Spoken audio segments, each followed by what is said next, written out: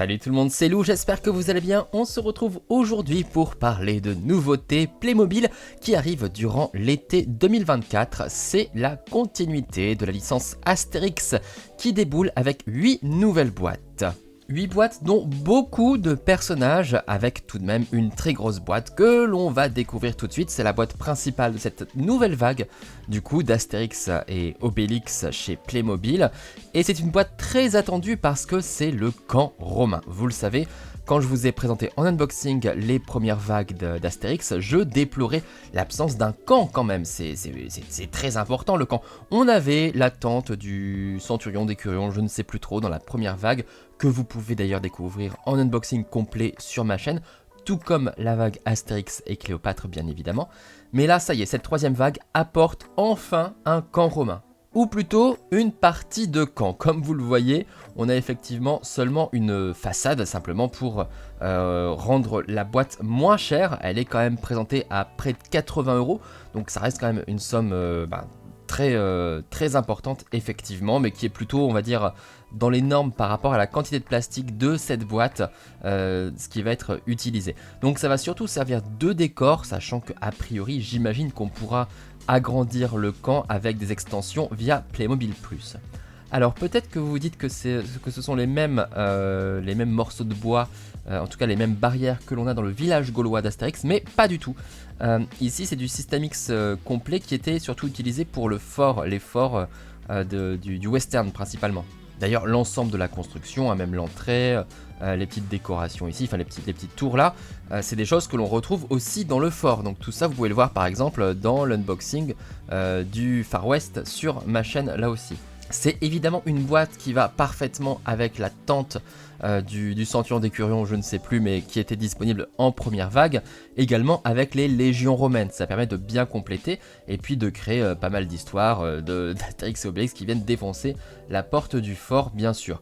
Après, en termes d'éléments, effectivement, on n'a pas grand chose, on n'a même pas une autre tente pour ajouter un petit peu d'éléments à l'intérieur.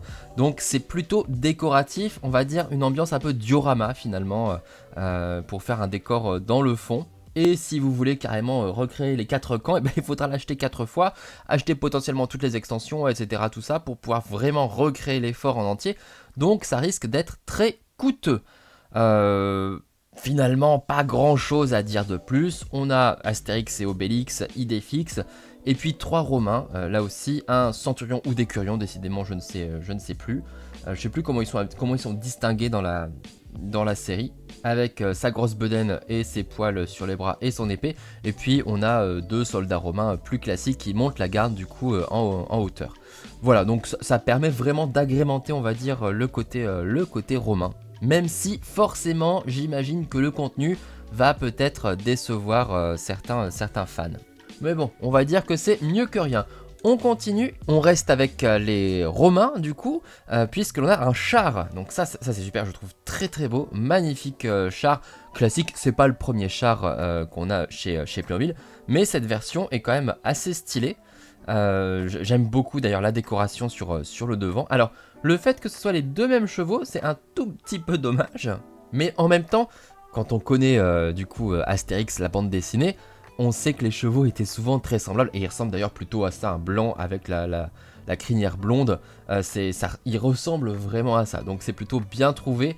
J'aurais peut-être aimé qu'ils aient des postures différentes, histoire de les distinguer un petit peu, ça aurait été un peu plus sympa éventuellement. Là aussi j'aime bien la tenue du coup de ce soldat avec la tête de lion, avec le beau bouclier, avec le symbole SPQR, très important évidemment aussi chez Astérix. Donc voilà, c'est plutôt une boîte là aussi pour agrémenter tout ce qui est armée romaine. Ça c'est bien qu'ils aient aussi pensé à renforcer un petit peu le camp romain, parce que jusque là on avait beaucoup d'éléments pour le village d'Astérix, beaucoup de huttes, etc. Et même si j'en veux encore plus évidemment, là ça permet de rajouter des adversaires on va dire, et donc forcément de créer des histoires, hein. C'est avec les Romains qu'on va pouvoir créer de l'interaction justement avec Astérix. Et pour créer encore plus d'histoire, on peut compter sur tous les personnages qui vont nous ajouter, à commencer par Falbala et Tragicomix. Tragicomix, le musculeux, que l'on peut voir effectivement sur son torse dessiné, mais aussi sur ses bras énormes. Voilà, on retrouve donc les deux personnages. Falbala, donc je rappelle, dans le village gaulois, ce n'est pas Falbala que l'on voit comme personnage dans la boîte du banquet. C'est une villageoise classique. Falbala a vraiment une autre tenue. C'est bien la tenue de Falbala que l'on reconnaît ici, la longue chevelure blonde, etc., les boucles d'oreilles même, le bracelet pour les bijoux, elle cueille des fleurs parce que c'est Falbala, tout ça. Donc là, je suis très content qu'on ait ce personnage important, qui est peut-être un des personnages préférés d'ailleurs de la licence, donc c'est plutôt sympa. Et on pourra imaginer Tragicomix qui se fait enlever comme dans la bande dessinée, etc.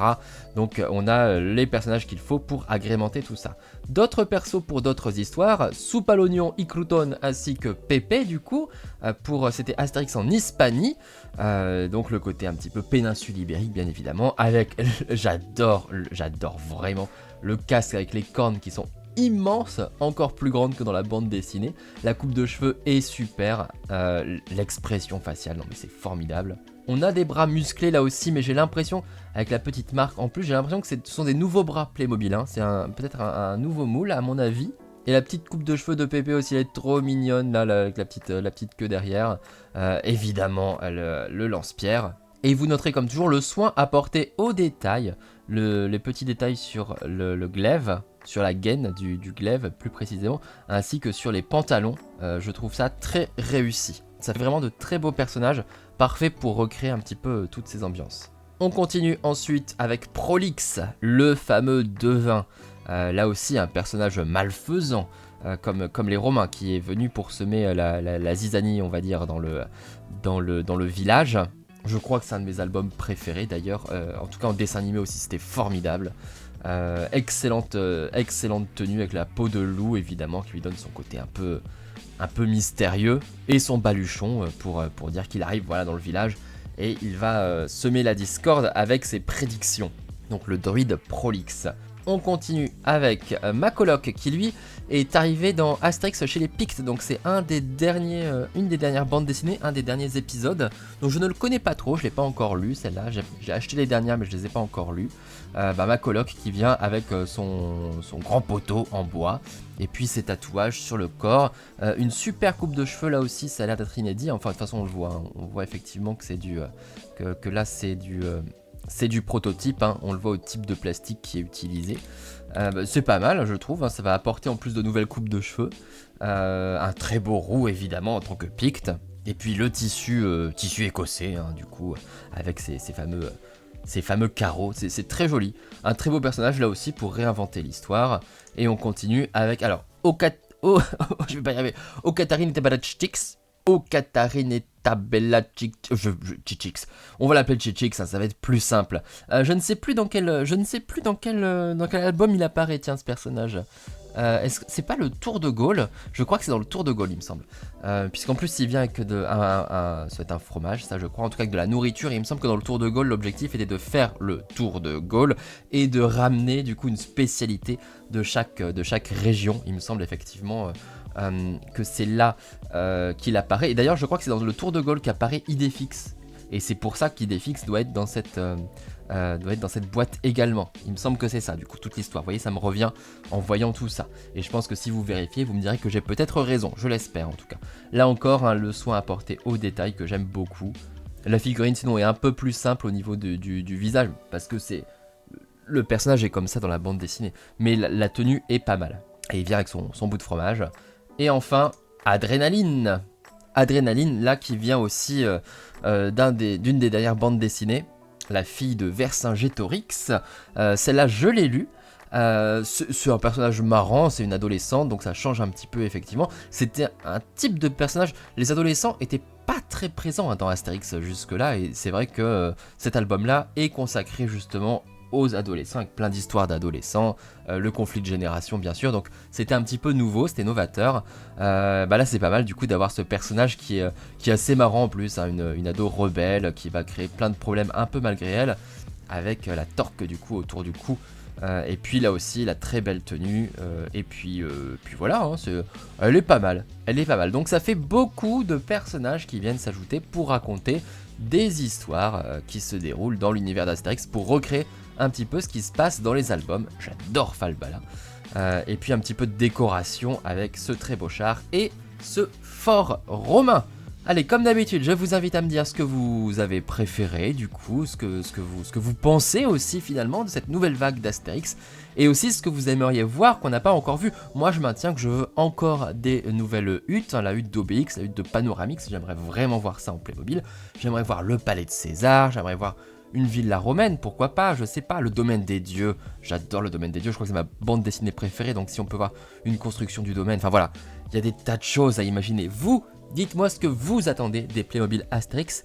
Et puis bien sûr, consultez mon unboxing des vagues précédentes, Astérix le Gaulois, Astérix et Cléopâtre.